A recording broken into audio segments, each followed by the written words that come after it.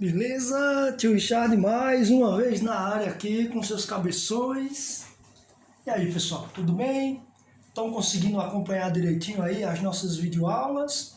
Estamos estudando ligações químicas, não é isso? Já vimos uma visão geral das ligações a partir da tabela periódica.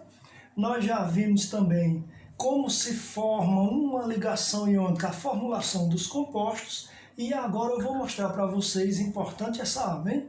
As propriedades dos compostos iônicos. Isto é, quando uma substância tem ligação iônica, quais são as propriedades comuns a todas elas? Veja só, a primeira propriedade de um composto iônico são altas temperaturas para derreter e maiores ainda para ferver. Então nós temos altos pontos de fusão e altos pontos de ebulição.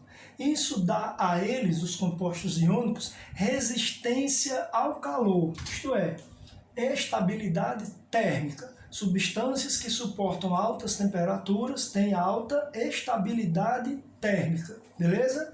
Vamos lá. Por causa disto, por conta dos altos pontos de fusão, altos pontos de ebulição, nas condições ambientes, que são as condições ambientes? 25 graus Celsius e 1 atm. Por que a ciência faz isso, pessoal? Porque vocês sabem que dependendo da região do mundo, dependendo do país, dependendo do continente, dependendo inclusive da cidade que a pessoa mora, nós temos condições de temperatura e pressão diferentes. Então, para padronizar, estabeleceu-se 25 graus Celsius e 1 atm. Então, não é na temperatura do Juazeiro, não é na temperatura de Caririaçu, não é na temperatura da sua cidade, aí não. É a 25 graus e 1 atm. É padronizado para o mundo inteiro, tá certo? Nestas condições, os compostos iônicos são sólidos, certo? Nós temos compostos iônicos líquidos, sim. Mas aí é uma exceção, são substâncias artificiais que eu não vou tratar delas nessa aula, tá certo? Para nós, os compostos iônicos são sólidos, beleza? Tudo bem. Originam cristais, é o chamado retículo cristalino iônico. Veja, se você pegar um punhado de sal de cozinha, espalhar na sua mão, você vai perceber os grãozinhos do sal, não é isso, pessoal? Aqueles grãos são cristais, retículo cristalino iônico. Cada composto iônico tem o seu próprio cristal. Veja, aqui está o cloreto de césio, sulfeto de zinco, fluoreto de cálcio, cada um deles com seu aglomerado de cátions e ânions arranjados de uma maneira que nós chamamos de cristal.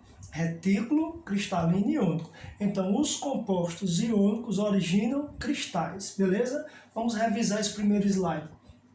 Altos pontos de fusão e ebulição, estabilidade térmica, nas condições ambientes eles são sólidos e originam cristais, retículo cristalino iônico, tudo bem? Próxima propriedade, normalmente eles se dissolvem em solventes polares. Richard, o que é um solvente polar? É só você imaginar uma substância que dissolve em água, porque a água é o principal solvente polar que nós conhecemos. Então, a maioria dos compostos iônicos, raríssimas exceções, a maioria é solúvel em água, tá certo, pessoal? É solúvel em solventes polares, por exemplo, a água, dissolve em água. Dentro da água, o cristal é desmanchado e eles passam a conduzir corrente elétrica. Então, são duas condições para o composto iônico conduzir corrente elétrica. Se ele for derretido ou se ele for dissolvido em água. Nós dizemos fundidos e aquosos, certo? Por quê? Porque dentro da água desmancha o cristal, derretido desmancha o cristal, separa os íons ganham liberdade de movimento e transportam cargas. Você conhece esse esquema. Você tem um recipiente contendo uma solução aquosa de cloreto de sódio, mergulha os eletrodos, os terminais nessa solução e a lâmpada acende. Por quê? Porque dentro desta mistura de água com sal ocorre passagem de corrente elétrica.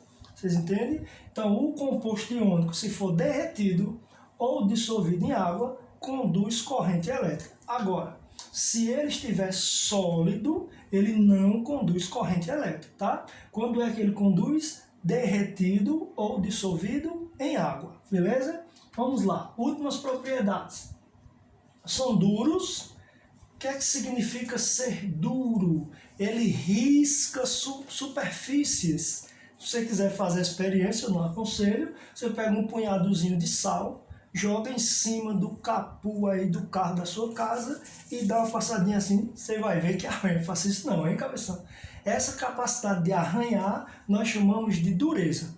Porém, se você passar, friccionar aqui nas suas mãos, você vai ver que ele se quebra facilmente. Então ele tem alta dureza e baixa tenacidade. São duas propriedades. Alta dureza, riscar superfícies, e baixa tenacidade, se quebra fácil. Tudo bem, pessoal? Vamos lá. Eles possuem higroscopia. Olha aí, uma sugestão para você botar o nome da sua filha. Higroscopia. O que é isso, tio Charles? Capacidade de absorver umidade. Vocês já viram em algum restaurante, no saleiro lá do restaurante, cheio de carocinho de arroz? Por que isso, pessoal? Porque o NaCl, o cloreto de sódio, é higroscópico. Ele absorve umidade. No popular, o povo diz, eita, o sal pedrou, ou seja, cristalizou, eu não consigo tirá-lo do saleiro.